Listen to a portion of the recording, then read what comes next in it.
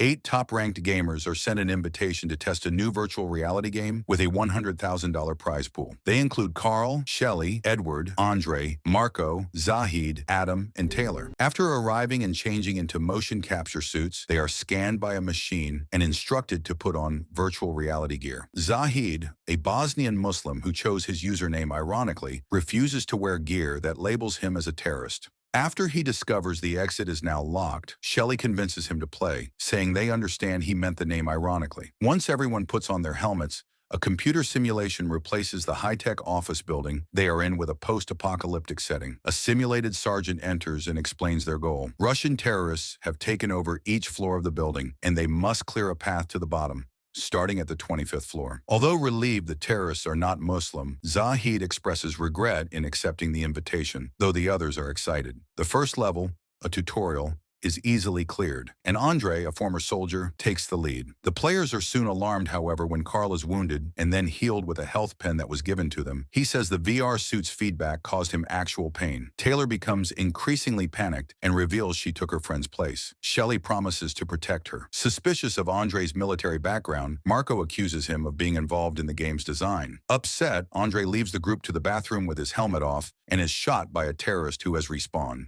The others find his body and realize their VR helmets have been programmed to deliver a lethal shock on their character's death. Zahid asks Carl to smash his helmet, which he can't remove. Before they can get the helmet off, the sergeant enters the room, beats Zahid, and warns against further tampering. With no other choice, the players descend to the next level.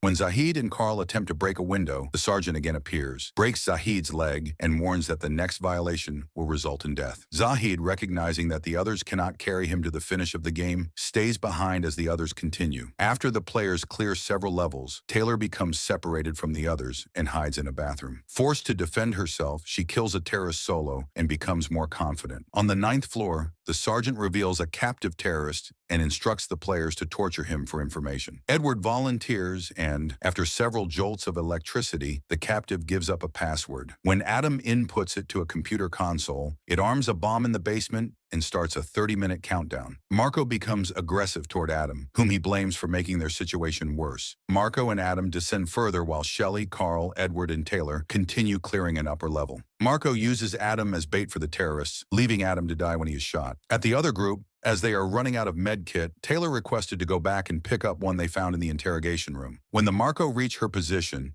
he kills Taylor to take a medical kit from her. Seeing Atlas written in Taylor's blood, Carl attacks Marco and damages his helmet, causing the sergeant to walk in and kill Marco. Carl, Shelley, and Edward descend to the basement floor. After taking out 4 terrorists, one of the terrorists, the game's boss, with a bipod-mounted machine gun, shoots both Carl and Shelley. Carl sacrifices himself to save Shelley by using the group's last medical kit on her. She holds his hand as his helmet kills him. As that happens, Edward takes out the machine gunner with a rocket launcher and stops the countdown just before it goes off. Shelley watches Edward recites the sergeant's victory speech and realizes he knows it by heart, meaning he must be the inside guy. The graphics lift and security guards enter the room, traumatized Shelley. She wakes up earlier than expected to see the others being body bagged, and Edward tells her that she's won, giving her a large bag full of money. When Shelley threatens to reveal Edward's involvement in the murders, he says nobody will believe her. Shelley instead injects the guard with the tranquilizer and grabs his pistol, killing the remaining guards in a firefight before confronting Edward. Edward attempts to offer her more money, but she is insistent that this must never happen again. She then shoots him at point-blank range and leaves without the money.